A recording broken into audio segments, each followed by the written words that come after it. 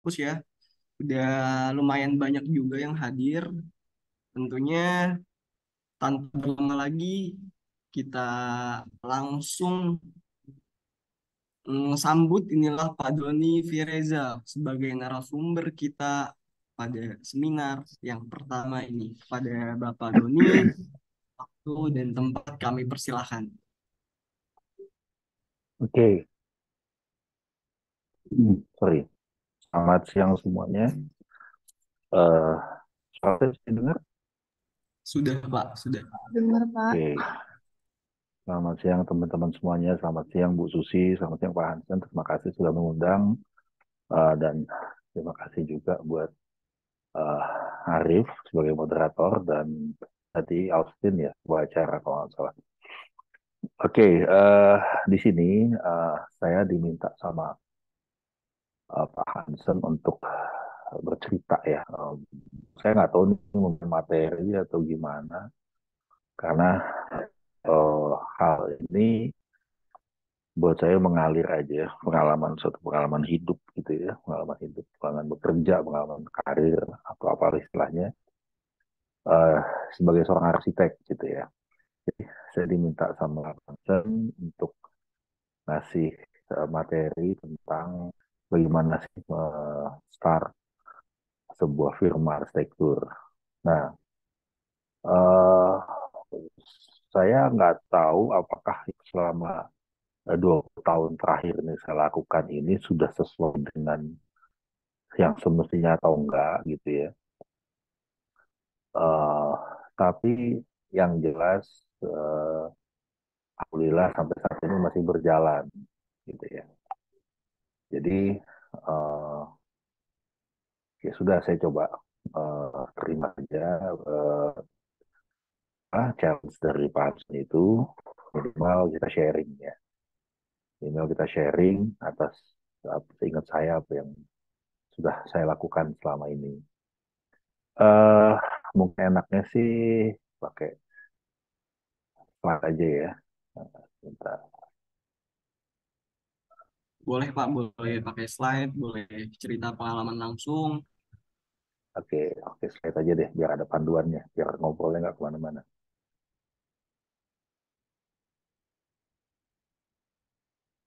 Oke, ya. Ini judul yang diberikan sama Pak Hansen ya, How to Start an Architectural Firm gitu ya. eh Ya, suatu eh ya manusia itu kan punya berbagai macam sisi kehidupan ya. Bahasa bahasa bahasa kasarnya ya, atau bahasa filsafat itu adalah topeng ya. Jadi mungkin ada salah satu topeng saya yang lain ya. Manusia itu punya banyak-banyak topeng ya. Kalau kita tahu eh, salah satu topeng atau eh, tampilan yang kita lihat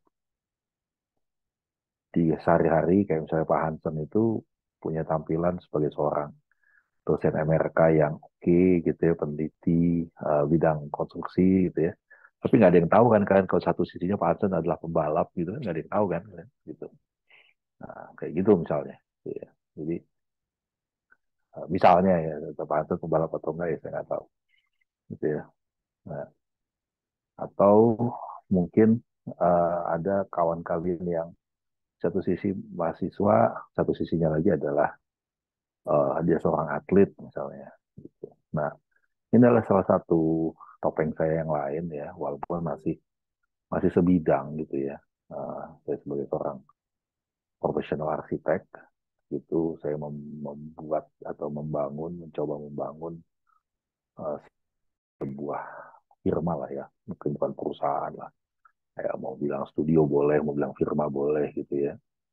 Uh, Yaitu yang saat ini mengambil nama saya sendiri karena saya sebagai prinsipalnya gitu ya.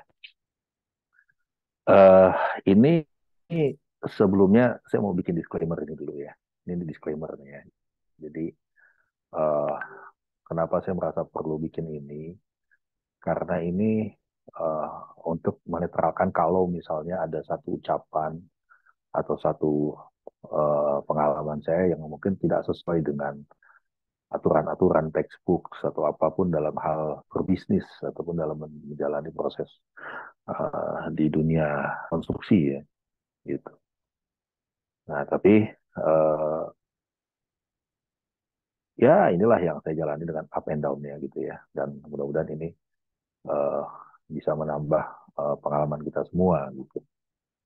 Uh, Kalau ada kesamaan, ada kontradiksi ya itu kebetulan aja lah gitu ya. Dan ternyata saya jalanin udah lebih lebih nggak banyak sih, lebih dikit dari 20 tahun gitu ya. Itulah kira-kira. Dan ini masih terus, insya Allah akan masih terus berjalan gitu. Nah, mungkin flashback dulu ya, flashback dulu ke di tahun 99 ya. Jadi 1999, saya tuh lulus tahun 1998 ya. Tepat di saat pergantian eh, politik ya, pergantian politik di Indonesia dari Orde Baru ke Orde Reformasi. Jadi kalau yang saya angkatan reformasi ya, ya iyalah gitu ya, karena pada masa itu saya dan kawan-kawan termasuk yang ikut turun ke jalan gitu ya, dan ikut pernah ngerasain gimana pedes ya kena uh, apa gas air mata gitu ya, yang mungkin mahasiswa umur belum pernah nyobain ya gitu ya. Tapi mungkin ada perlunya juga mahasiswa itu bergerak ke jalan gitu ya, untuk merasakan bagaimana posisinya sebagai seorang atau sebagai kelompok elit di kalangan masyarakat gitu ya. Nah, tapi buntut dari 98 krisis ini yang memang semuanya kayaknya udah pada tahu ya. Mungkin Bu Susi bisa bercerita lebih panjang dari saya adalah oh, ketika dunia konstruksi itu dihantam habis-habisan karena memang krisis ini kan uh, some say itu disebabkan oleh perkembangan konstruksi yang di tahun 96-97 itu gila-gilaan lah, selain dengan usaha perbankan gitu ya. Nah, tiba-tiba ternyata collapse dan lain sebagainya, sehingga bisnis konstruksi itu hampir dikatakan pada saat itu mati suri lah gitu ya. Konsultan-konsultan banyak yang tutup. Dulu kita keluar lulus dari dunia lulus sekolah arsitektur itu juga pikirnya bikin kerja di konsultan yang top gitu, juga ternyata konsultan top itu pada tutup. uh, Ya tidak, tentu tidak bisa merekrut apa namanya pegawai baru gitu kan. Saya itu KP tahun 97, masih belum terasa situasi itu, tapi udah mulai ada tanda-tandanya ketika beberapa tagihan itu tidak terbayar gitu ya oleh para klien gitu. Dan saya yang tadinya mau diperpanjang masa KP-nya setelah lulus di sana, jadi berarti kan biasa gitu ya KP, terus setelah KP itu saya off untuk tugas akhir. Kalau tugas akhir mau balik lagi gitu ternyata nggak bisa karena perusahaannya keburu tutup. Nah, dalam masa-masa kayak gitu, uh, apa yang harus kita lakukan kan gitu ya? Bukan maksudnya menyalahkan keadaan gitu, tapi itu adalah background background situasi yang melatar belakangi cerita ini semua gitu ya.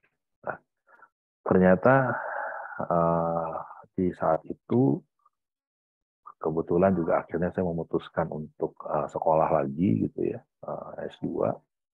Tapi di masa yang bersamaan itu uh, ada aja gitu ya orang gitu ya, pihak yang uh, saat itu kok bisa percaya sama kami ya, saya bicara kami karena saya dan rekan-rekan itu, untuk menyelidiki dia dalam dunia arsitektur. Nah, kesempatan ini yang sebenarnya tidak bisa kita lewatkan gitu ya. Ketika itu ya gimana caranya kita grab kesempatan itu, tidak perlu berpikir bagaimana kita akan dibayar atau berapa dibayar gitu ya. Pokoknya kita harus punya sesuatu apa ya, titik pijak atau tidak karya ya, karya sesuatu yang untuk bisa kita munculkan ke publik gitu ya. So di situ kita mencoba untuk mengerjakan ini. gitu ya, mengerjakan ini kerjaan. Ada beberapa pekerjaan yang apa namanya berjalan sambil saya eh, sekolah, dan itu eh, apa ya, bolak-balik gitu ya, di Bandung dan Jakarta gitu ya. Nah, Bandung dan Jakarta. Pertama ya karena saya sekolah di Bandung, kerjaan itu di Jakarta gitu ya. Ada beberapa klien yang eh, mau saya kerjakan gitu ya. Dengan beberapa kawan gitu.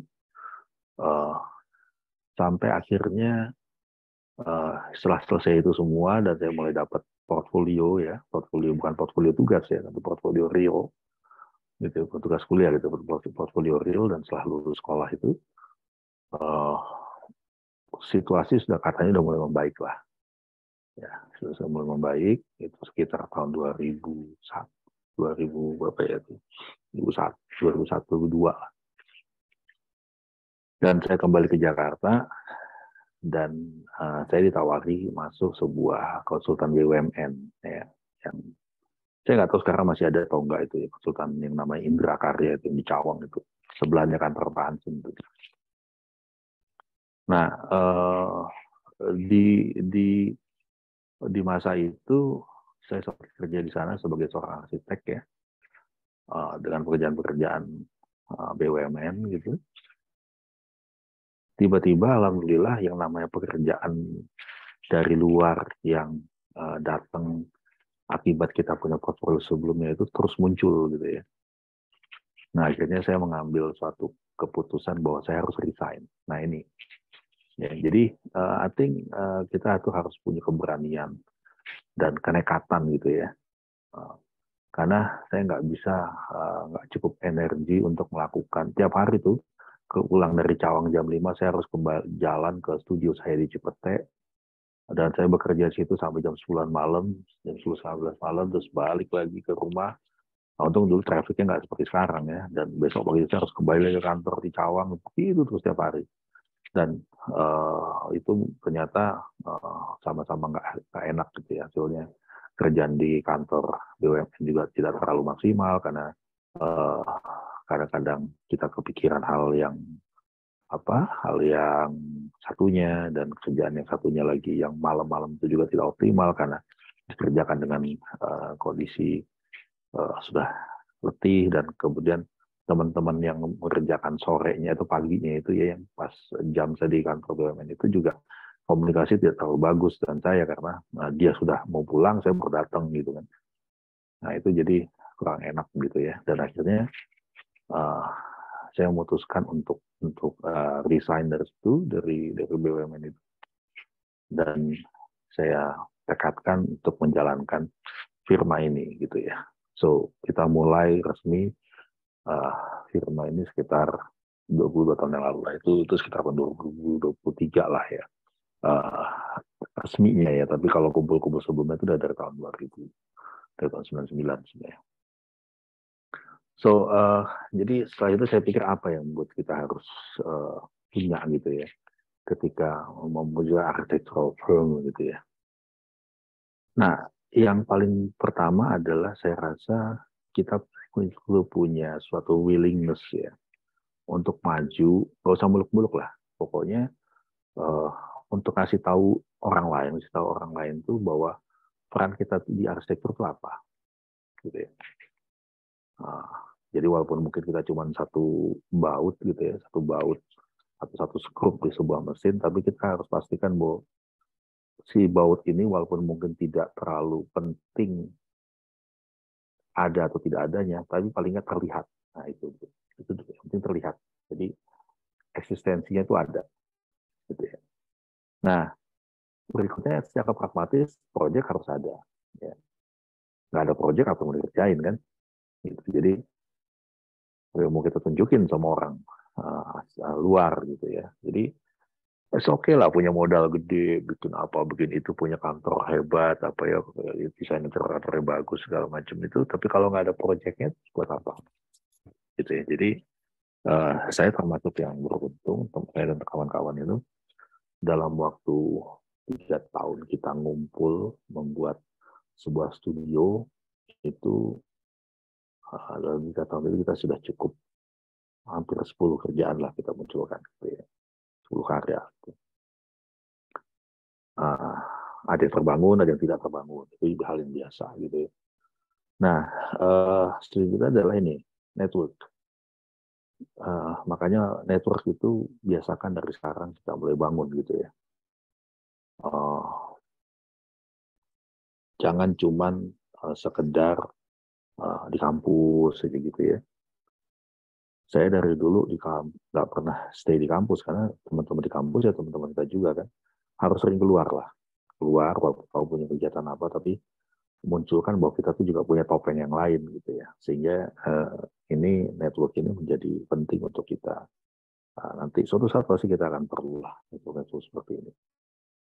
Berikutnya adalah memang kita harus belajar terus ya dari manapun. Saya otodidak lah mendirikan firma arsitektur ini. Saya walaupun ikut asosiasi itu yang ada training-trainingnya, tapi tetap aja kalau ada permasalahan itu kita harus belajar lagi.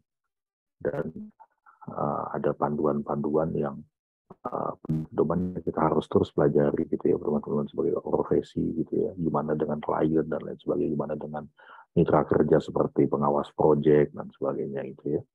Dan tentunya harus berani mencoba hal yang baru gitu ya, agak nekat dikit lah gitu. Berikutnya terus adalah ini nih, willingness to put aside of your ego, terus manage karakter and put expert of other person asset. Nah ini, kalau bekerja tim, ini yang saya rasa penting gitu ya. Walaupun kita pimpinan, walaupun kita leader, tapi kita harus tetap menghargai orang yang punya pengalaman yang berbeda dengan kita. Saya itu kerja dengan berbagai macam pihak yang dalam struktur organisasi, dia mungkin saja sebagai posisinya saya yang leading gitu ya, sebagai manajer gitu. Tapi karena dia punya senioritas yang lebih dan dia punya pengalaman, saya harus pikirkan pengalaman dia sebagai sebuah aset gitu ya. Jangan mentang-mentang kita yang leader, tapi kita nggak memikirkan itu gitu ya. Jadi nggak adalah cerita sok tahu gitu ya. Nggak ada cerita sok tahu. Kalau sok tahu itu pinggirin dulu aja lah.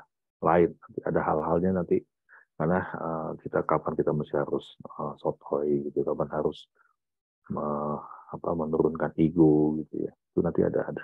Semakin lama, semakin kita punya pengalaman akan semakin tahu gitu ya cara melakukan itu. Nah yang terakhir menurut saya ini yang penting kan ini harus dibangun dari awal yaitu integritas. Gitu. Integritas yang baik gitu ya, komunikasi skill yang bagus gitu ya. Ya mungkin kayak orang marketing gitu ya, tapi jangan terlalu heboh juga bombastis. Tapi yang paling penting adalah self confidence ya. Kita ngomong tuh yakin, walaupun kadang-kadang tuh kita nggak yakin juga tentang itu ya. Tapi kita harus bisa membuat orang yang ajak kita omong, khususnya calon klien itu adalah yakin dengan omongan kita gitu ya. Karena kalau kita aja nggak yakin dengan omongan kita, gimana orang lain mau yakin dengan apa yang kita omongin gitu. Jadi nanti, tapi harus berpikir di depan kalau ternyata meleset mesti bagaimana. Jadi artinya di sini kita tidak bisa berpikir hanya sekedar yang hari ini, tapi kita harus berpikir juga what next gitu ya. Jadi ini yang saya rasa kita sebagai seorang leader gitu ya harus bisa lebih punya strategi gitu ya dibanding rekan-rekan yang lain. Nah, akhirnya diinisiasi tahun 2001 ya, dan 2005 kita resmikan gitu ya, langsung Badan Hukum CV gitu ya. Kantor kita saat itu di Kebayoran Baru gitu ya. Sayangnya saya nggak masukkan di sini portfolionya ya, tapi di CV saya itu saya munculkan itu paling tidak dengan kelompok ini, dengan Lanai Arsitek ini, kita mungkin sudah mengerjakan sekitar 40-an lebih ya, 40-an lebih proyek gitu ya. Dari berbagai macam tipe ya, paling banyak sih residensial ya. Tapi ada juga hotel resort, ada juga kampus gitu ya, ada juga apa lagi ya, uh, site planning gitu ya. Gitu. Dan ini saya dengan partner saya dulu ya, ini dulu teman kuliah sama-sama di Bandung gitu.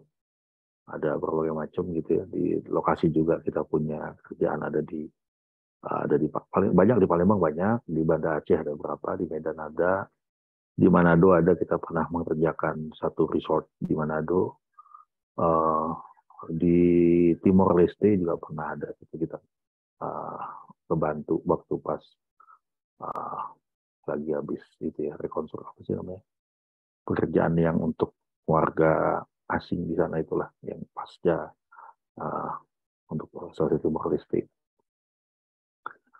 Uh, ini kita berjalan, ini saya ambil dari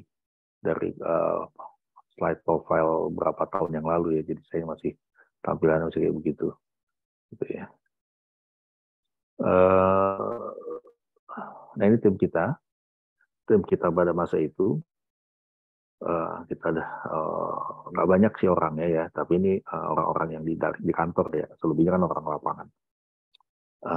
Sayangnya dari 11 nama di situ, 1, 2, 3, 4 udah almarhum. Ya, 4 udah almarhum. Ya sakit, berbagai macam sakit lah ya.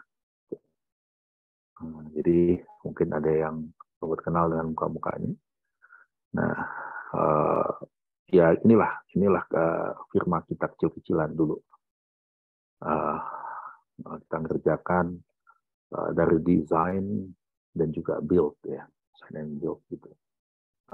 Eksterior bangunan dan juga interior gitu ya. Gitu. Nah, sepanjang jalan ya selalu ada up and down gitu ya. Pasti gitu ya. Tapi yang paling nggak enak itu adalah kalau ada konflik-konflik internal. Itu paling nggak enak. Dan kita harus siap untuk itu sih gitu ya. Apalagi sebagai seorang leader, setidaknya kalau bukan menyangkut kita harus bisa menengahi gitu ya. Harus bisa menengahi, harus bisa ngambil keputusan tegas. Kalau memang harus ada ekstrim, harus yang dikeluarin gitu ya. Atau diberikan peringatan gitu. Karena saya biasanya suka kalau ada orang-orang yang nggak mau ikut manajemen gitu tuh, suka saya kalau ditegur nggak bisa, saya suruh berhentikan saja gitu, karena uh, yang mau kerja tuh banyak kok gitu ya. Nah, jangan pernah berpikir bahwa uh, kita tuh tidak akan pernah bisa di replace sama orang gitu ya. Jadi tapi itu adalah jalan terakhir ya. Tetap harus kita coba dulu lihat ke dalam. Sebenarnya apa sih tujuan kita dulu ngebangun ini gitu ya. Ya ada tujuan untuk menghasilkan sesuatu, tujuan untuk menghasilkan eksistensi kita. Ada yang mungkin secara pragmatis hanya untuk sebagai nafkah gitu ya. Beda-beda, makanya itu niat-niat orang bekerja itu kan beda-beda ya. Mungkin ada orang yang saking kayanya dia, keluarganya dia kerja itu cuma buat membunuh waktu, ada. Wah itu repot menanganinnya kan.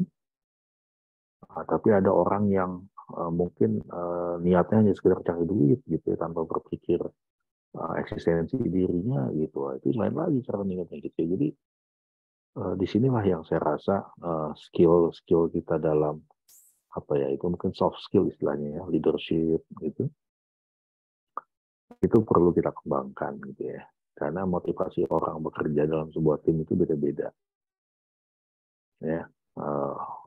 Namanya juga manusia gitu ya, pikirannya banyak gitu ya, kepalanya banyak, dan kita nggak pernah tahu niatnya dia apa segala macam. Dan tapi positive thinking itu tetap penting lah gitu ya. Artinya kita tetap harus punya idealitas lah dalam dalam dalam kelompok ini, dalam tim ini, kita tuh mau ngapain, tujuan kita gimana, dan kalau ada yang kesusahan mesti kita backup seperti apa. Nah, Tapi kalau saya boleh kasih saran gitu ya, usahakan tidak pernah ada konflik, jangan pernah ada atau hindarkan konflik-konflik yang berkaitan dengan uang. Ya. Uang itu apa ya? Kita tahu lah ya. Jadi bilang penting, ternyata penting, uh, tapi bisa bikin ribut juga, bisa bikin happy juga. Kan ada yang bilang kan uang itu adalah anak buah yang buruk, tapi juga atasan yang jahat, gitu kan. Nah, jadi kalau konfliknya bukan uang, itu susah-susah gampang, apalagi soal idealisme. Nah, soal idealisme ini yang saya rasa ada batasan-batasannya dan uh, saya pun dengan teman-teman dan khusus dengan partner saya tuh pernah mengalami itu ya ketika kita setelah biasanya tuh setelah di 7 tahun 8 tahun bareng gitu ya, itu tuh udah mulai ada pergeseran-pergeseran ide gitu ya, pergeseran-pergeseran idealisme gitu ya. Mungkin kalau kalau di rumah tangga kan gitu juga ya, di 5 tahunan 6 tahunan itu pasti ada lah gitu ya. Uh, ini apalagi seperti ini ya, interest mungkin udah beda, ada yang ingin mengembangkan seperti ini, ada yang kita ingin mengembangkannya seperti itu, atau ketika kita ketemu klien yang pinginnya begini, kita punya idealisme seperti apa, terus ada yang macam-macam lah. Artinya di sini kepala dingin ya, dan uh, respect opini-opini orang, beberapa orang itu adalah penting, dan tetap harus ngerti posisi-posisi kita di mana ya. Seperti tadi saya bilang ya, mungkin saya sebagai seorang leader, tapi bagi pada yang senior itu tetap harus kita tempatkan dia sebagai senior ya, walaupun dalam konteks pekerjaan dia adalah bagian dari tim di bawah kita. Nah, jadi ini adalah suatu hal yang keniscayaan ya. Bosen di bisnis itu suatu keniscayaan lah ya. Saya rasa hampir, namanya juga manusia pasti punya pengalaman bosen, walaupun itu punya kita sendiri ya. Nah, ya bisa kita coba lihat itu sebagai tanda-tanda kita membuat suatu kurva S yang baru gitu ya. Ketika kita merasa sudah mulai declining, mulai bosen, udah mulai jenuh dengan kondisi ini, mungkin saatnya kita membuat sebuah kurva yang baru. Dan dalam perjalanan saya juga tentu mengalami seperti ini ya. Ada yang macam-macam orang bikin gitu ya. Ada orang yang bikin memilih untuk melebarkan, bikin bermacam diversifikasi usaha. Ada yang mencoba untuk vakum dulu untuk kejar kerjaan lain gitu ya. Ada yang mencoba untuk magang gitu ya. Saya sempat melakukan itu semua gitu ya, karena kayaknya kreativitas itu mulai stuck gitu ya. Tapi satu sisi akhirnya saya memilih, saya bikin kolaborasi dan jadi dosen. Ini kejadian sekitar setelah ya 7 tahun 8 tahun itulah gitu ya. Nah, maksudnya kolaborasi di sini apa? Jadi dulu itu biasanya kita tuh kalau ngerjain sesuatu tuh kita yang punya nama, kita yang di depan gitu ya. Kalau ada orang mau kolaborasi uh, itu agak kenceng-kencengan. Kalau misalnya nama kita nggak muncul, kita nggak mau. Gitu ya. Tapi ternyata di situ ada hal-hal yang perlu kita tetap kurangi dari hilangkan dari egonya tadi, ketika mungkin di antara kita dihargai sebagai seorang person ya, sebagai seorang expert gitu ya. Dan kolaborasi dengan tim itu bahwa kita itu tetap bisa jalan ketika kita mungkin sebagai subsidiary sebuah kelompok yang lain. Jadi kayak kayak apa ya, mungkin bikin semacam konsorsium gitu ya, untuk mengerjakan kerjaan-kerjaan yang cukup besar gitu ya. Nah, di situ sebenarnya apa ya, pelajarannya apa? Pelajarannya adalah kita coba ngalahin ego kita, dan mungkin kita melihat bahwa ada jangan-jangan di luar itu ada sistem yang lebih bagus dibanding kita itu. Ada sistem-sistem pekerjaan, sistem manajerial yang lebih efisien, lebih baik gitu ya. Dan ini penting untuk kita pelajari lah. Dan siapa tahu itu bisa kita terapkan di tempat kita gitu. Walaupun nanti menerapkannya tidak tidak serta-merta gampang gitu ya. Dan sebagai lecturer itu adalah satu pilihan hidup juga gitu ya, karena untuk melihat atau dipaksa untuk terus belajar dan membaca tren dan bergaul dengan apa anak-anak muda gitu ya, mahasiswa-mahasiswa yang lebih muda untuk fresh idenya itu ya, gitulah. Itu yang saya pilih. Nah, tapi ini punya implikasi yang kurang baik lah ternyata dalam tim saya ketika akhirnya uh, saya terpaksa pisah gitu ya. Kenapa bisa? Saya terpaksa pisah kongsi ya dengan partner saya yang dulu itu. Karena itu tadi, ternyata ketika kita membuat ide-ide baru itu, ternyata idealisme nggak ketemu gitu ya. Dan luckily untungnya kita bukan masalah uang, sehingga sampai saat ini kita masih berhubungan baik saja gitu ya, sebagai seorang teman, tidak lagi sebagai seorang partner gitu ya. Dan mungkin salahnya saya dulu adalah kita punya share itu 50-50 itu ya. Uh, Mungkin ada baiknya kalau saya mau kasih saran, mungkin nanti dari teori manajemen saya nggak tahu Pak Hansa atau Bu akan bisa kasih tambahan bahwa mungkin sebaiknya harus ada yang dominan. Apakah 60-40, apakah 55-45. Nah, kita waktu itu 50-50. Benar-benar 50-50. Sehingga tidak ada yang dominasi. Walaupun kita bilang, ya oke, tahun ini yang direct lo ya. Jadi gue ngikut gimana sistem lo. Tahun depan terus gantian kita kayak semacam rules di antara kita saja gitu. Nanti tahun depan gue gitu ganti-ganti. Tapi pada ketika harus mengganti sistem yang seperti apa gitu, itu begitu. Ternyata 50-50 itu membuat kita deadlock gitu ya. Dan itu saya rasa biasa ya dalam pekerjaan. Ya dalam bisnis ya salah ya. Dan akhirnya terpaksa saya bilang oke, saya mundur. You kalau mau pakai nama ini silahkan. Dan dia jalankan itu terus sampai sekarang gitu ya. Dan saya membangun saya punya firma dengan saya sendiri. Saya sebagai orang yang di sini tidak yang 100% gitu ya, punya otoritas. Tapi ada beberapa tim yang saya bawa, gitu ya. Ya itulah cerita. Jadi ada beberapa orang itu yang saya bawa dan ini tidak menjadikan konflik juga. Dan saat ini saya bagian dari sebuah subsidiary dari sebuah PT ya, yang kebetulan dimiliki oleh istri saya gitu ya, mereka istri saya.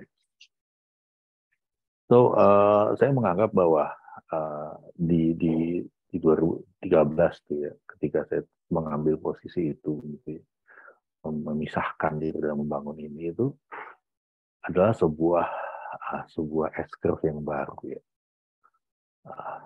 Di sini mungkin agak berbeda dengan dulu. Kalau dulu itu kita agak cenderung apa aja kita ambil. Ya, apa aja kita ambil karena ya mungkin saat itu masih kejar expose gitu ya. Kejar expose, masih kejar offset gitu ya. Nah, cuman di sini saya agak lebih selektif gitu ya. Selektifnya itu juga kenapa? Karena saya lebih ingin melihat bahwa firm ini secara struktural itu punya niche gitu ya. Walaupun itu mungkin sampai sekarang belum bisa sepenuhnya terlihat gitu. Tapi paling enggak ketika posisi itu saya ambil, saya mencoba membalance antara satu topeng saya yang lain, yaitu sebagai dosen yang punya karir juga. Saya kira gitu. Dan di sini juga mungkin secara jumlah tidak terlalu banyak gitu ya, tidak sebanyak yang dulu gitu ya. Tapi secara skala, secara impact, saya mencoba untuk lebih besar gitu ya. Karena pekerjaan kita yang cukup besar adalah ini membuat pondok pesantren di Palembang ya, dan menariknya pondok pesantren ini dibangun dengan didesain dengan melakukan riset lebih dahulu ya. Dan ini dari pekerjaan ini saya bisa dapat satu paper jurnal lah yang terbit di Malaysia gitu. Saya presentasi di Malaysia untuk ini gitu. Jadi maksud saya itu jadi agak berbeda dengan yang dulu. Saya mencoba untuk melihat impact yang lebih besar gitu ya. Atau skalanya seperti ini, kita udah mulai ada di Bali gitu ya, perumahan-perumahan di Bali gitu. Walaupun secara bisnis dengan partner kita yang developernya itu dia juga mungkin tidak terlalu oke di sana, tapi pekerjaan-pekerjaan kita sebagai seorang arsitek bisa berjalan gitu ya, dan bisa muncul. Gitu. Tuh, ini adalah rumah tinggal yang klien lama gitu ya, cukup besar dan dari sisi desain cukup challenging ya, karena secara teknis banyak hal-hal baru yang kita terapkan di sini ya. Gitu. Ini biasa aja ya. Nah ini salah satu kerjaan yang besar kami di sebuah rumah sakit di Muhammadiyah, dan porsi rumah kami itu ngurusin side plan-nya dan ininya apa desain ruang luarnya ya, ruang luarnya, roof garden-nya gitu ya. Tapi kalau bangunannya enggak, karena rumah sakit itu sangat tipologis ya, sehingga tidak terlalu menarik kalau apalagi kalau duitnya terbatas, sehingga uh, estetiknya itu lebih dimunculkan dari desain-desain yang ruang luarnya kaitannya dengan gardening seperti ini. Dan kalau nggak salah rumah sakit ini bentar lagi selesai dibangunnya gitu, karena bertahap ini di Lamongan. Nah yang terakhir ini yang cukup besar ya. Ya setelah ini ada lagi tapi nggak terlalu impactful ya. Ini adalah pekerjaan yang cukup besar yang kita kerjakan, lumayan ribet ngerjainnya. Karena gini, semenjak tahun 2016, 2016 ya 2016 lah, di rumah sakit Lamongan itu, kita tuh udah mulai bekerja WFH. Tuh. Jadi sebelum ada COVID, kita sudah tidak lagi, ya kita ada punya satu studio ya, tapi studio itu cuma buat kita rapat aja gitu. Tapi ketika kita mulai bangun, tadi dikolaborasi dengan berbagai macam tim itu, kayak misalnya di Rumah Sakit Muhammadiyah itu orang strukturnya itu kantornya di Bekasi, arsitek buildingnya ada di Solo, saya di Jakarta, orang ME-nya ada di Semarang. Kita rapat itu virtual, gitu ya. Dan paling kita hanya sebulan sekali atau 2 bulan sekali kita meet up di Solo. 2 hari meeting, sudah kita kerjakan lagi, bawa lagi situ. Dan ini yang dilakukan juga di sini, di editorium ini, yang kita mulai start di 2018 ya. Itu belum COVID waktu itu. Ini konstruksi dimulai pada saat COVID. Tapi desain tender-tender itu dikerjakan di 2020 awal ya. Jadi udah mulai ada cerita-cerita COVID lah ya. Jadi 2018-2019 ada proses desain, tender-tender itu akhir 2019, dan konstruksinya mulai itu 2020 awal ya, sebelum COVID. Mungkin ada yang pernah tahu, ini terakhir dipakai event Muktamar Muhammadiyah ya, dan kemarin konsernya Dewa yang 30 tahun tuh di sini. Ya ini 5 hektar ya. Dan ini kita kerjakan dengan cara tadi, jarak jauh ya, jarak jauh. Ada beberapa tim, saya tim side plan dan landscape-nya. Buildingnya ada lagi teman saya yang di Solo itu ya. Nah, jadi ya seperti ini saja kita kerjakan gitu ya, di rumah saya tidak terlalu spesial amat gitu ya, tapi lumayanlah cukup untuk membuat sebuah statement di dunia arsitektur gitu ya. Nah sebenarnya apa sih yang penting dari itu semua gitu ya? Reputasi kita itu penting untuk dijaga. Akhir-akhir ini, ya beberapa hari terakhir ini kan orang heboh ya dengan ceritanya MDS yang mukulin David itu tanpa sadar reputasinya itu dihancur. Gitu ya. Nah, eh, ini yang sulit gitu ya nanti gitu ya. Apalagi mungkin kalian belum ngerasain ya, tapi nanti mungkin akan ngerasain. Tapi Pak Hansen saya rasa posisi udah ngerasain bahwa dunia kita itu tuh nggak dunia yang besar. Dunia arsitektur itu saya nggak tahu dunia konstruksi, ya, tapi saya rasa konstruksi kurang lebih sama. Dunia arsitektur itu kecil, kemana-mana orangnya akan ketemu dia lagi. Kalau nggak itu teman kita, atau itulah temannya teman kita, dan kita sudah pernah didengar oleh teman kita yang lain, dan sebagainya. Jadi oleh karena itu, jaga integritas itu.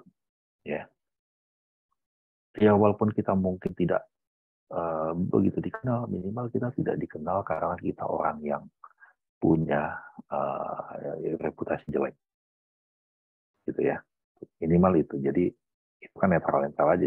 Tapi kalau sudah ada reputasi yang nggak baik, misalnya orang yang nggak bisa kerja sama lah, atau orang yang suka tricky lah, apa segala macam, nah itu hati-hati gitu ya. Nah itu biasanya itu kebawa terus, walaupun orangnya udah tobat lah dalam tanda kutip seperti itu. Ya, jadi jaga tuh reputasi. Nah kemudian apa sih saran saya lagi berikutnya? Kita tuh tidak perlu beriklan. Ya, arsitek itu walaupun mungkin ada boleh beriklan, tapi nggak perlu beriklan. Kenapa? Yang jadi iklan kita itu adalah hasil karya kita. Hasil karya kita itu adalah iklan kita. Saya nggak pernah bikin iklan. Saya nggak pernah promosi secara khusus gitu loh. Naruh mungkin di majalah atau apalah gitu, nggak. Tapi orang yang pakai jasa kita itu adalah friend of our client gitu. Klien ketika dia punya aset baru minta kita kerjakan gitu. Jadi artinya kerjaan kita itu, karya kita itu adalah iklan kita yang terbaik gitu ya. Jadi saya ciptakan rasa puas dari seorang klien itu. Ya, gitu. Nah, ini mungkin terakhir adalah ini. Keep good relationships dengan media. Sampah Mbak Dayu datang, abang sampah.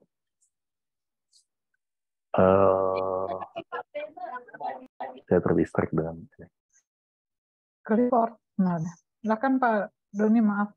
Oke. Gini, media itu penting. Ya, usahakan kalian punya teman atau punya hubungan yang baik dengan media ya. Media itu media elektronik, media cetak, media internet gitu ya. Itu penting ya.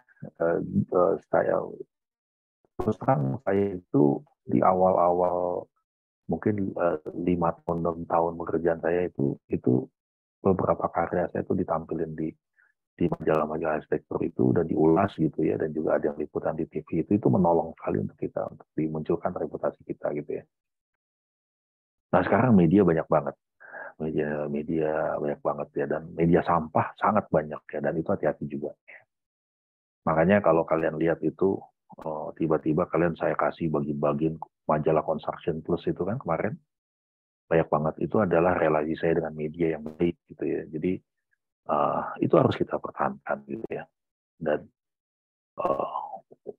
bahwa kita punya hubungan dan dia akan membuka gitu ya, membuka cakrawala kita dengan hal-hal yang baru gitu ya. Dan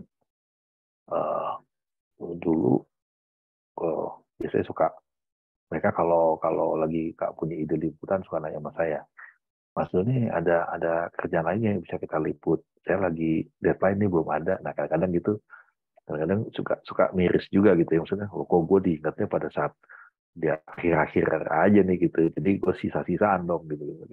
Tapi it's okay lah, itu lebih baik ditampilin daripada kita jaga ego gitu, kadang-kadang gitu kan.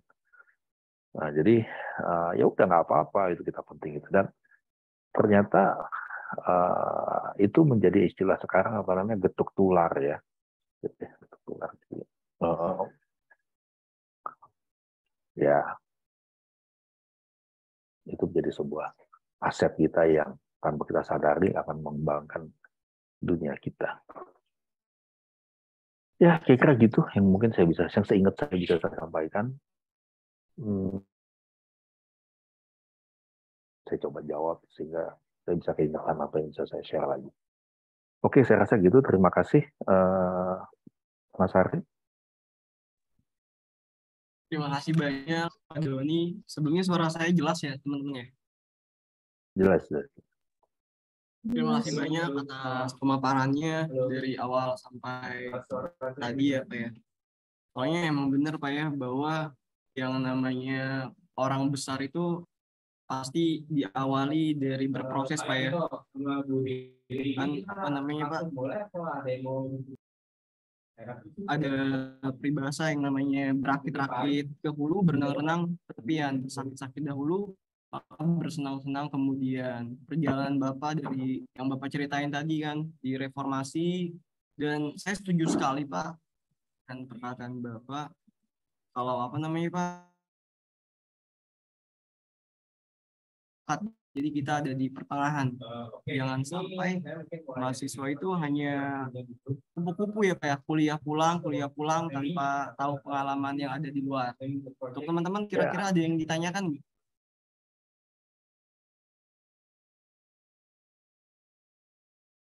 Nggak ada kayaknya. Saya ingin bertanya. Oh iya, silakan. Baik, terima kasih. Yang ingin saya tanyakan, untuk memulai sebuah arsitektur firm, apakah harus tamatan atau sekolah jurusan arsitektur juga? Dan apa saja yang perlu disiapkan dalam memulainya, Pak? Terima kasih. Oke. Ya, kalau ini saya jawab langsung atau dikumpulin dulu? Boleh Pak, silakan jawab langsung. Oke. Ya, kalau saya bilang ya memang arsitektur firm itu ya harus dipegang oleh seorang lulusan arsitektur ya, dan sekolah arsitektur ya.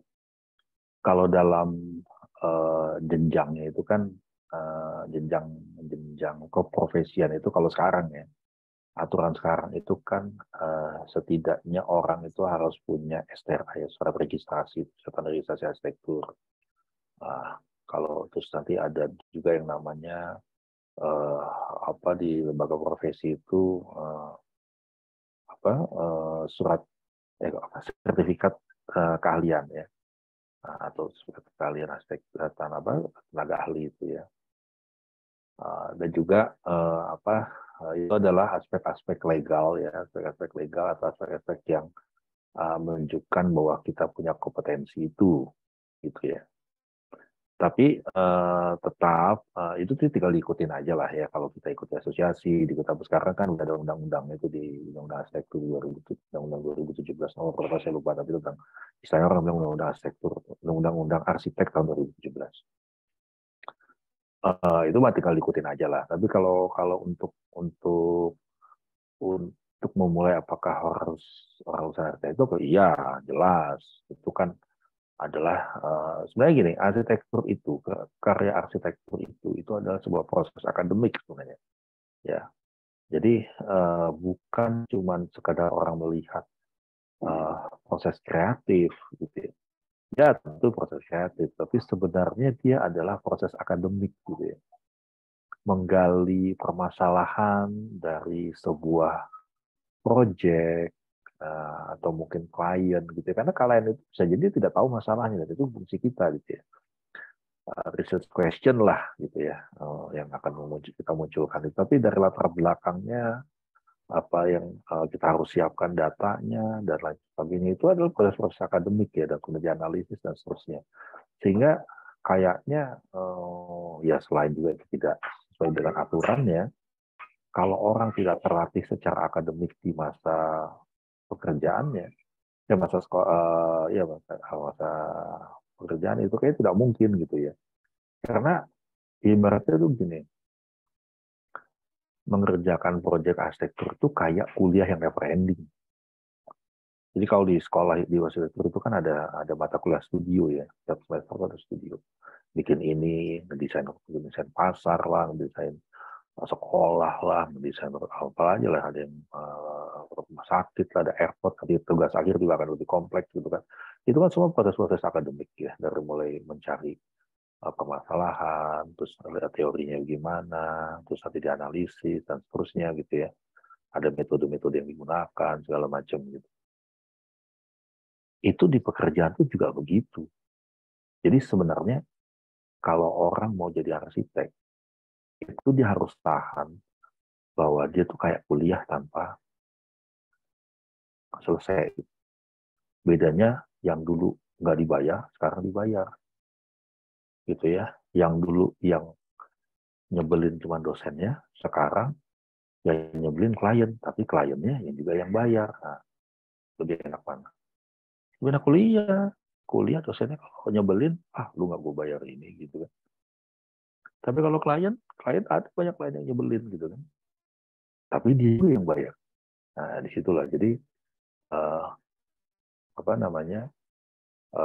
Mungkin agak menjawab pertanyaan kedua, apa yang harus disiapkan gitu ya. Tadi saya sudah banyak sebutkan ya. Tapi kalau yang disiapkan adalah sebenarnya adalah mentalitas kita ya. Mentalitas kita ketika kita mengetahui bahwa proses bekerja di dunia arsitektur atau proses berarsitektur itu adalah dunia nyatanya kuliah gitu ya. Jadi ya apa namanya? Contohnya kayak gini deh.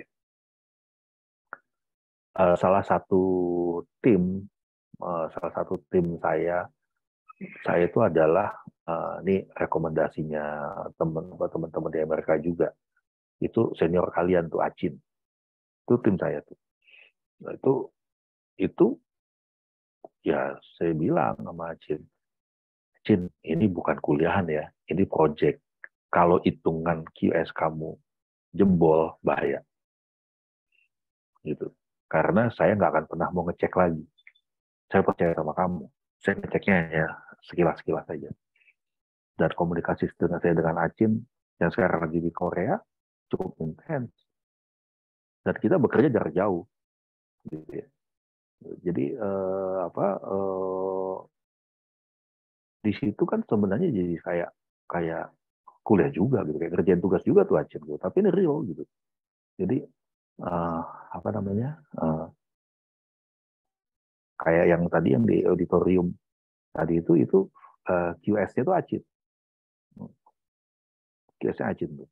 Nah, jadi apa namanya, dan thanks to tim Bu Susi dan Pak Hansen, Acin orang yang sangat detail ya, sangat detail. Bahkan kadang-kadang saya bilang, Cin nggak usah detail-detail, Cin waktunya nggak cukup nih kita melakukan itu gitu kan, karena Acin sangat detail gitu. Tapi ada untungnya juga punya teammate yang model begitu kan. Jadi kita punya tahu kalau ada kesalahan itu ada di mana posisinya salahnya itu.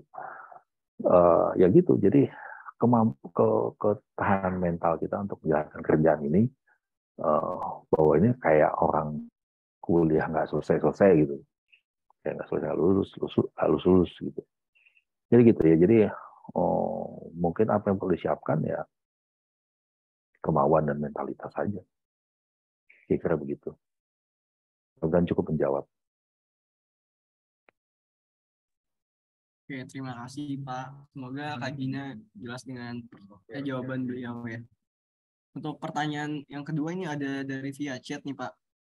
Oke. Assalamualaikum Pak, ingin bertanya bagaimana cara Bapak mencintai pekerjaan Bapak sebagai seorang arsitek secara konsisten? Karena pasti tentu tempo waktu minat dan cinta itu kadang naik turun. Assalamualaikum warahmatullahi wabarakatuh Pak, dari Muhammad Nabil. Bagaimana tuh Pak? Ya, gini. Kalau saya dari dulu memang suka arsitektur ya, dalam berbagai macam formatnya gitu ya.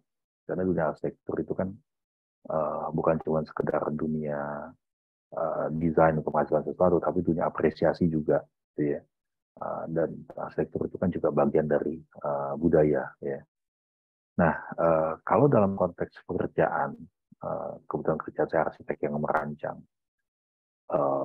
mungkin saya bisa bilang bahwa ada rasa yang harus dijaga itu bahwa kita bisa bikin perubahan buat hidup orang lain. Ya, bikin membuat sebuah nilai baru pada orang lain. Misalnya gini, ada orang dia punya udah nabung lama, dia ingin bikin rumah pertamanya dan minta tolong saya untuk mendesainkan. Ketika rumah itu jadi dengan segala macam daya upayanya dia ya, yang menggunakan harta atau tabungannya dan segala macam, dan itu ternyata dia jadikan rumahnya dia pertama. Di situ dia kemudian punya anak pertama, hidup anaknya tambah gede segala macam. Itu adalah sebuah kepuasan yang saya rasa tidak bisa ditukar, gitu ya.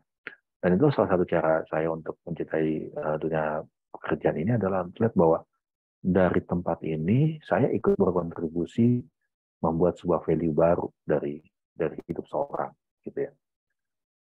Ada klien saya yang sampai sekarang itu ya karena dia udah tua, dia udah senior gitu, udah tua gitu, udah mungkin dia tidak lagi membangun ya, jadi repeat order sama saya itu. Anaknya, dia rumahnya pertama kali saya bangunkan itu, anaknya yang perempuan yang kecil itu masih SMP. Sekarang anaknya itu sudah punya 2 anak, jadi sudah punya 2 cucu dari anaknya itu. Dan kita masih berhubungan secara ya mungkin virtual di Instagram, kita suka ngobrol gitu ya. Dan pada saat prosesnya itu anaknya yang ini pun ternyata senang arsitektur dan kuliah arsitektur di Malaysia. Ketika liburan magangnya di tempat saya, gitu. Jadi itu saya terlibat dalam kehidupan mereka, gitu ya.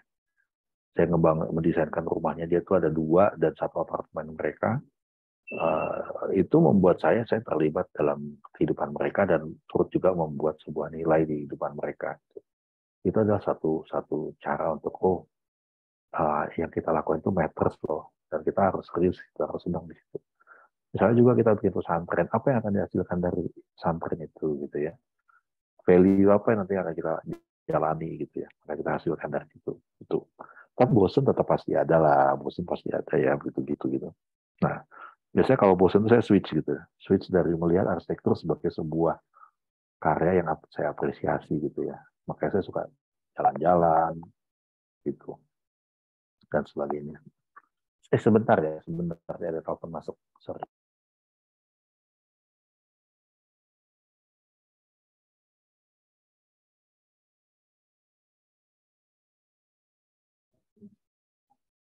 Itu dari jawaban Pak Doni untuk Pak Muhammad Nabil ya, Pak Muhammad Nabil. Jadi intinya mulia sekali Pak ya, kalau misalnya kita punya kemampuan bisa membantu seorang itu. Bener ya apa yang dikatakan Pak Doni, kan orang udah kumpulin budget, dana, beberapa lama gitu kan, dan sudah terkumpul, dia ingin membuat ya rumah pertamanya, yaitu salah satu peran Pak Doni membantu merancang rumah tersebut.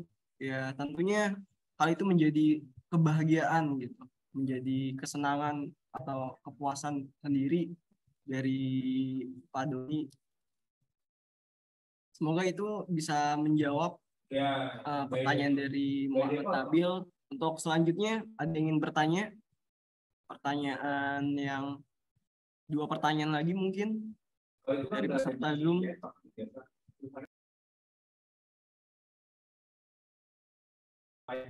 Ada yang ingin ditanyakan lagi? 2 pertanyaan lagi? Atau enggak saya yang nanya nih?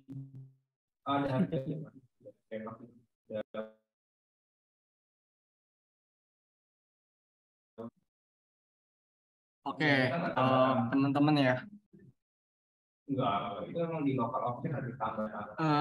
Kalau gitu saya yang nanya Pak Doni nih Pak. Kan Bapak tadi kan sudah bercerita Pak ya, dari awal Bapak itu termasuk apa namanya Pak? Bapak itu termasuk orang yang berperan di zaman reformasi ya, itu yang Bapak ceritakan. Nggak berperan lah, ikut-ikutan. Ikut-ikutan ya Pak ya. Ya, maksud saya ikut-ikutan di zaman reformasi, yang tentunya itu menjadi tantangan tersendiri, Pak, bagi Bapak. Yang tentunya usianya masih muda, dan ternyata saya tadi salah menyebutkan Bapak sudah menciptakan 4 buku, Pak ya. 4 buku. 4 atau berapa Jadi ya? yang Nggak, saya saya nggak ingin hafal. 4 atau 5 lah, nggak tahu. 4 atau 5, Pak ya. Pokoknya Yang saya ingin tanyakan, lebih Pak, banyak Hanson aja. kira-kira nih Pak, pas waktu pandemi kemarin, itu tantangan terbesar bagi Bapak itu apa sih Pak? Bagi seorang arsitektur, Pak, waktu pandemi, waktu COVID itu Pak. Sebagai seorang arsitek, apa ya? Kalau dari sisi saya ada beberapa kerjaan yang batal.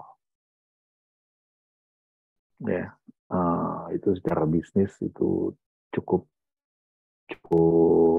mengganggu sekali ya. Jadi ada beberapa kerjaan yang di tengah jalan putus dan saya sudah kita nggak bisa nagih, kita nggak bisa bikin invoice, padahal saya sudah put beberapa modal di situ ya. Itu ya biasalah begitu ya. Di biasa nggak ada kerja nggak jadi saya nggak dibayar, itu hal yang biasa lah gitu ya. Tapi ini karena situasi seperti ini kita jadi nggak tega gitu ya. Ada 2 kerjaan dan sebenarnya kalau itu pun jadi itu cukup milestone ya, karena waktu itu kita mau bangun desain udah jadi tapi belum jadi bangun ya karena itu, dan mungkin perusahaannya udah keburu kolaps gitu. Kita mau bikin kantor sekitar 8 lantai lah gitu ya.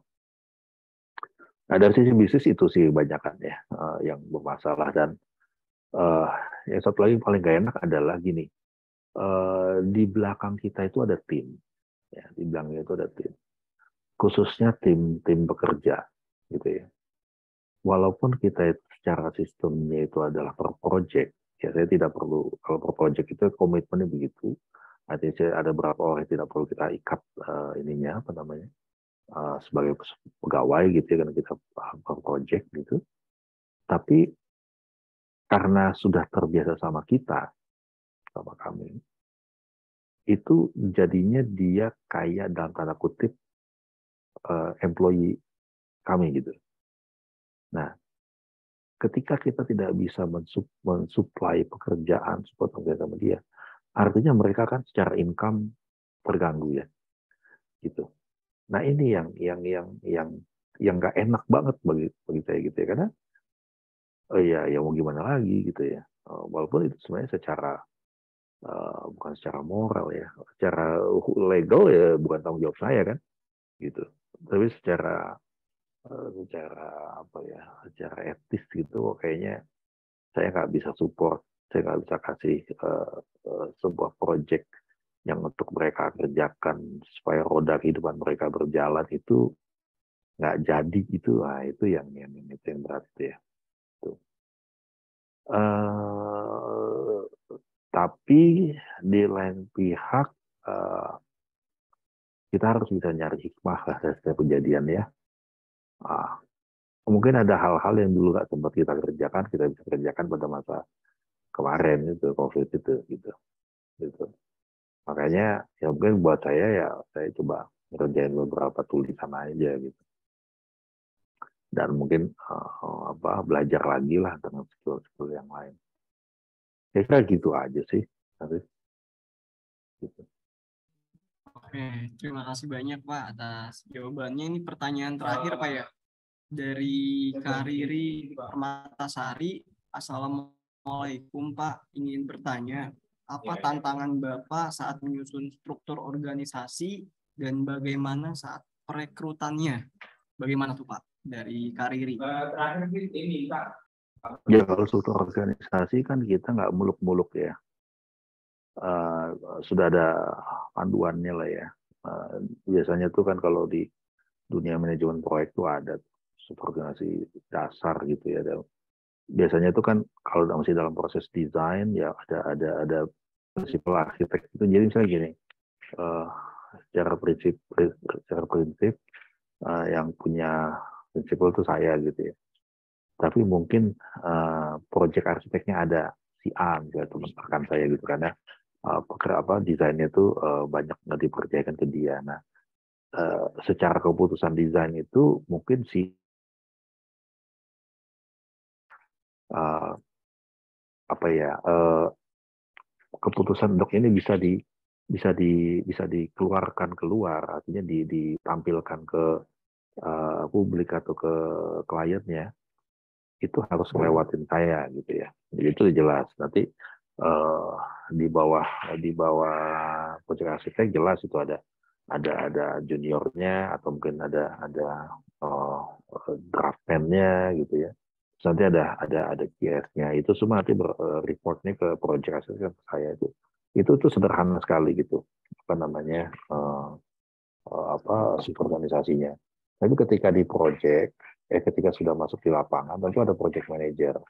Nah, biasanya itu beralih tuh, yang project arsiteknya pasti akan jadi project manajernya. Gitu. Nah, di situ ada supervisor yang masing-masing sesuai dengan bidangnya. Ada supervisor arsitektur, supervisor structure, ada apa namanya, ada supervisor untuk mechanical dan electrical, ada mandor di situ. Jadi tidak sulit sih bagi saya. Cuman yang penting begini, kita harus, kalau buat saya tidak mau melompat-lompatin hierarki ya. Misalnya kalau saya tahu ada mandor yang kalah, gitu. Saya tahu ada tukang yang salah, saya nggak akan pernah mau langsung ke tukangnya tuh, gitu ya. Kita harus jaga perasaannya dia, walaupun mungkin orang bilang kalau kan kamu atasannya, kamu bisa aja boleh masuk ke dia. Iya, tapi saya biasanya akan ngomong dulu ke supervisornya atau ke mandornya gitu. Tolong ini begini gitu. Jadi struktur yang sudah kita bangun itu kita hormati sendiri. Jadi mungkin ini nggak sesuai dengan teorinya, nanti bisa, ya tentu perlu belajar lagi apakah itu benar atau salah ya. Tapi bagi saya satu pihak dia bisa saja teman, tapi dalam soal pekerjaan ada struktur organisasi yang harus kita hargai gitu. Itu deh kira-kira. Terus yang kedua tadi pertanyaannya apa? Iya, tentang struktur Pak, struktur organisasi. Iya, cuman itu doang kan? Iya betul Pak. Oh, perekrutan. Rekrutannya. Perekrutan saya nggak sulit ya, karena saya tuh percaya dengan rekomendasi orang. Biasanya saya tuh merekrut orang itu dari gini. Awalnya banyak tim saya itu adalah teman kantor pada di BUMN. Saya punya apa namanya perencana struktur saya itu adalah orang yang saya kenal pada saat saya di BUMN dulu itu tahun 2003, dan sampai sekarang masih satu tim sama saya, walaupun dia punya kerjaan yang lain juga ya. Jadi saya terbiasa melihat orang rekomendasi siapa. Kita nggak pernah buka iklan itu urgently needed atau apa, itu nggak. Biasanya kalau kita butuh, saya ngomong sama satu orang, tolong cariin saya orang kayak begini-gini dong, nggak usah begini-begini dong gitu. Nah, karena biasanya nanti kan yang saya minta tolong sudah tahu mau saya kayak gimana gitu, nanti dia pasti akan pilih-pilih ngasih ke saya seperti apa gitu ya. Gitu, sederhana aja kok gitu. Jadi saya tetap butuh orang yang bisa menjamin hasil kerjaan dia. Dan itu bisa datang dari internal tim. Gitu. Jadi rekomendasi itu penting. Gitu. Terima kasih banyak Pak Doni. Semoga pertanyaan dari Kak Riri dan jawaban dari Pak Doni semuanya jelas ya. Itu pertanyaan terakhir, berhubung waktunya singkat ya. Waktunya singkat dan apa namanya? Mohon maaf Arif, boleh nanya satu lagi nggak ke Pak Doni? Oh iya boleh. Ini spesial buat Bang Al-Fajra ya. Ini spesial Bang Al-Fajra, silahkan Bang Al-Fajra. Selamat siang Pak Doni. Siang. Sebelumnya saya mau nanya kurang lebih seperti ini Pak. Saya kan sekarang sudah mulai usaha kecil-kecilan untuk menyediakan jasa QS.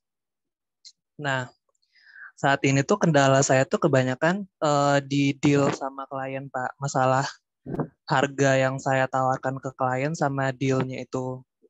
Kadang ada contoh project yang lingkupnya itu sangat besar dan nilai kontraknya sangat besar.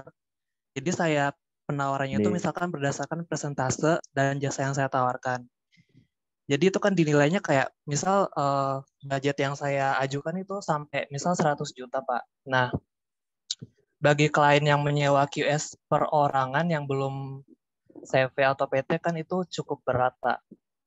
Nah, Bapak untuk di awal-awal saat memulai perusahaan sendiri, itu gimana Pak menyiasatinya untuk masalah budget atau cost deal sama klien itu?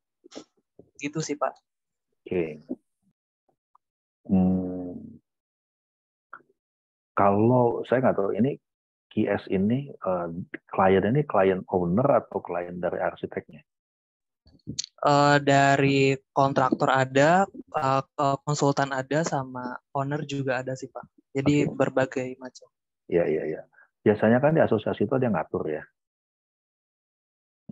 Asosiasi itu biasanya sudah ngatur tuh berapa besaran jumlah fee ya, aturan-aturannya gitu ya. Cuman memang seringkali itu harganya pasti akan tinggi gitu ya. Di arsitektur itu juga ada persentase kan. Tapi kemudian beberapa tahun ya mungkin sekitar tahun 2012 gitu ya. Itu tuh di Jakarta itu ikatan asosiasi profesi itu sempat membuat sebuah rilis karena tahu bahwa menggunakan persentase itu jadi ribet sebenarnya karena begitu harga pekerjaan naik fee berubah, ada hal-hal yang tidak bisa dikunci di situ gitu ya. Akhirnya memunculkan harga per meter persegi dengan certain jumlah tentu yang dianggap padanannya pas gitu ya. Nah, rata-rata orang lebih nyaman dengan meter persegi. Saya rasa QS juga mungkin bisa menggunakan itu gitu ya, menggunakan meter persegi. Cuman pertanyaan kan sekarang berapa meter persegi kan ya. Nah, of course orang akan kaget ya kalau menggunakan apalagi untuk ya orang baru mulai gitu ya. Mungkin pengalaman belum banyak terus menggunakan aturan-aturan asosiasi yang menyebabkan tinggi karena biasanya itu tidak terlalu ada hubungannya, tidak secara langsung berhubungan dengan masa pengalaman gitu ya.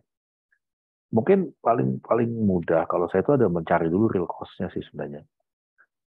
Berapa real cost-nya yang dibutuhkan untuk mengerjakan kerjaan QS itu gitu ya.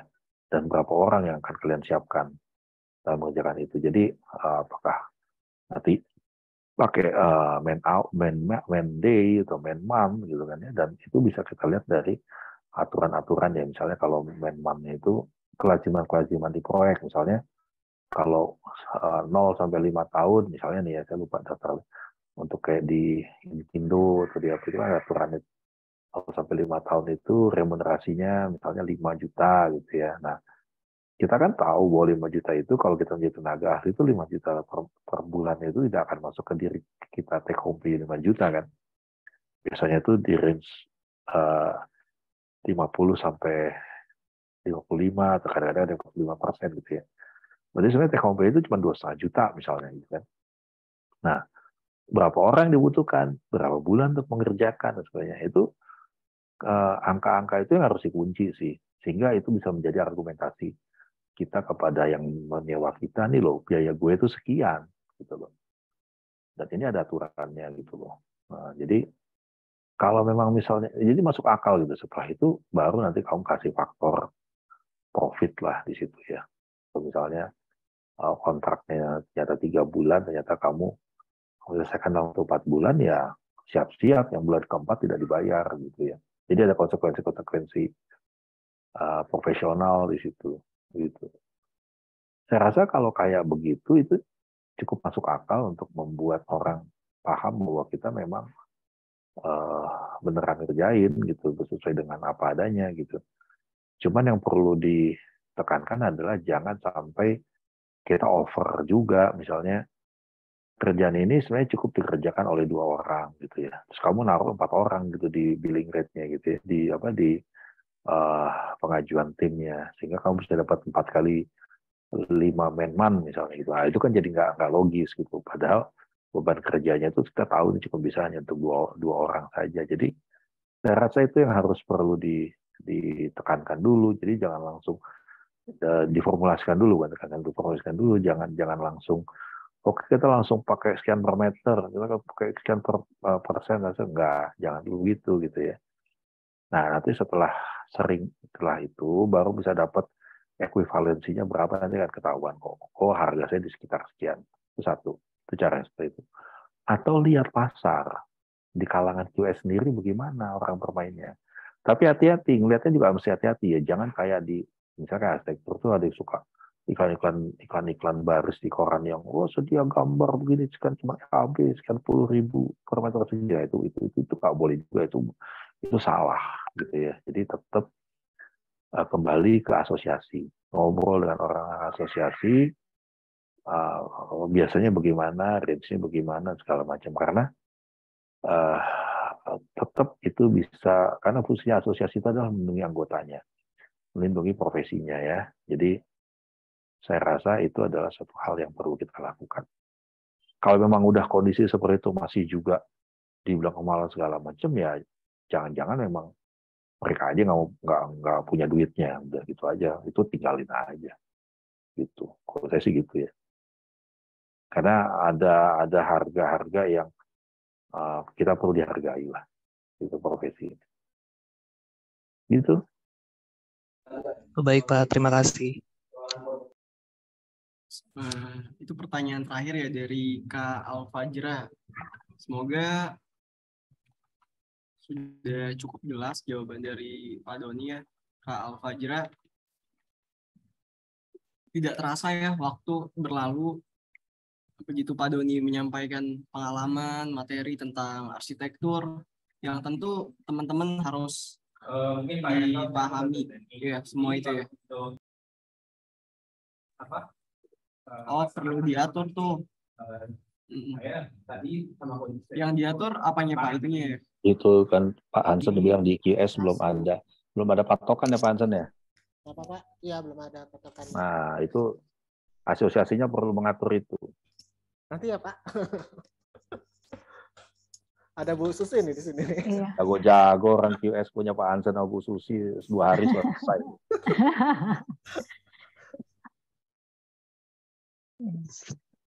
Oh iya baik Pak. Ya Bang Alfajra kan ada juga penyuluhan QS gitu Pak ya. Podomoro juga menyediakan seminar yang mau jadi quantity surveyor. Ya mungkin perlu benchmarking keluar, lihat ke negara-negara tetangga. Mereka bagaimana cara hitungnya gitu. Perlulah gitu. Iya betul, pengalaman ya. Iya. Oke. Oh iya, untuk teman-teman semua juga jangan lupa ya isi presensi karena baru beberapa yang ngisi. Jangan sampai nanti teman-teman hadir di Zoom meeting ini tidak isi absen, itu untuk sertifikat. Berhubung waktunya sudah habis, Pak ya, banyak kami ucapkan tentang apa itu arsitektur, perjalanan panjang Bapak dari awal itu seperti apa sehingga menjadi Pak Doni yang seperti ini itu loh, yang sudah menciptakan banyak karyanya. Tadi pondok pesantren saya lihat Pak ya, wah itu bagi Bapak biasa tapi bagi saya luar biasa itu Pak. Ada yang di Bali juga Pak ya. Itu karya yang luar biasa, mungkin bagi orang yang awam tentang arsitektur itu udah luar biasa Pak. Sudah 14.34 ya, waktu menunjukkan 14.34. Nanti kita akan simpulkan, ada juga penyimpulan. Jadi untuk teman-teman yang apa namanya terlewatkan, nanti juga akan kita simpulkan di akhir seminar. Untuk mengakhiri apa namanya sesi seminar ini, saya ada kata-kata mutiara nih untuk teman-teman. Ini kutipan dari Mary Riana untuk hari ini di seminar yang pertama. Hidup yang baik berawal dari pikiran yang baik. Hidup yang penuh berkat berawal dari pikiran yang penuh berkat. Kadang kamu harus berhenti sejenak dan mengingatkan kembali betapa indah dan beruntungnya kamu.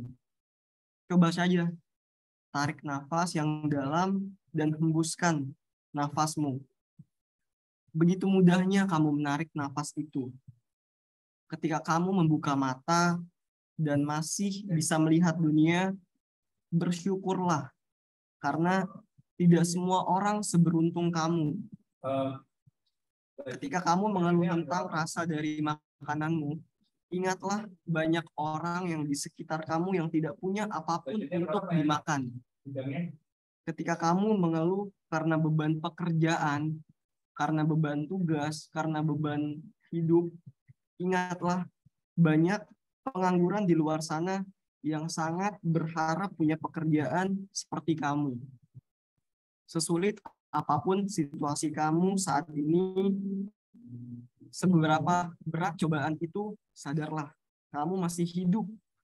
Itu artinya Tuhan masih sayang banget sama kamu. Berterima kasihlah karena tidak semua orang diberi kesempatan itu. Oleh karena itu teman-teman, saya sarankan ya, rekan-rekan bersyukur ya karena bisa hadir, diberikan kesehatan, diberikan kesempatan untuk hadir di seminar yang pertama ini. Terima kasih banyak Pak Doni, Pak Hansen, dan Ibu Susi, dan teman-teman semuanya telah menyempatkan hadir di seminar yang pertama ini. Dan teman-teman jangan lupa juga nanti minggu berikutnya ada seminar lagi. Semoga teman-teman nggak bosen ya. Oh tenang kok, hostnya bukan saya, ganti lagi biar teman-teman nggak bosen ya. Untuk seminar yang kedua, kita nanti sama di hari ini juga ya, di hari Selasa ya, di hari Selasa, dengan judul, untuk berikutnya kita dengan judul 7 Maret ya, yang Interior Kontraktor Business Insight ya. Nah itu dia. Jangan lupa hadir teman-teman untuk minggu berikutnya.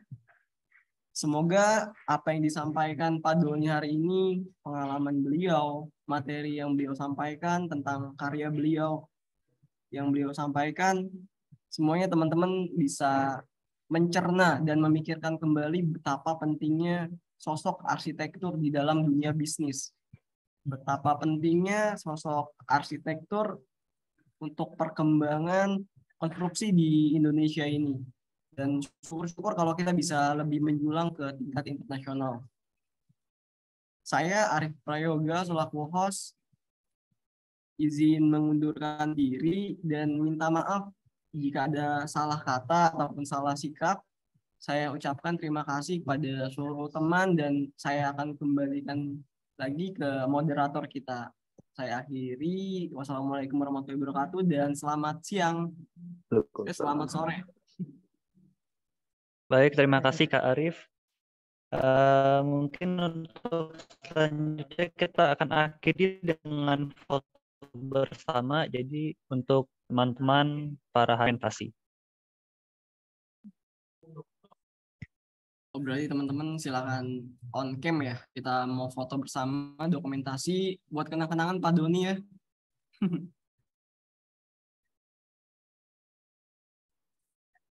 Oke teman-teman silakan. Masih ada yang belum on cam, barangkali bisa. Ya, on cam untuk beberapa.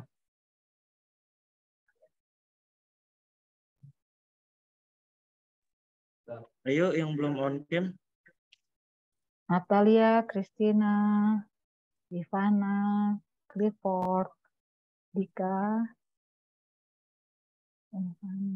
terus Yosi, William belum kelihatan. Oke, sini kameramennya Steven ini kameramennya. Jadi teman-teman lihatnya ke kamera ya, bukan ke Stevennya.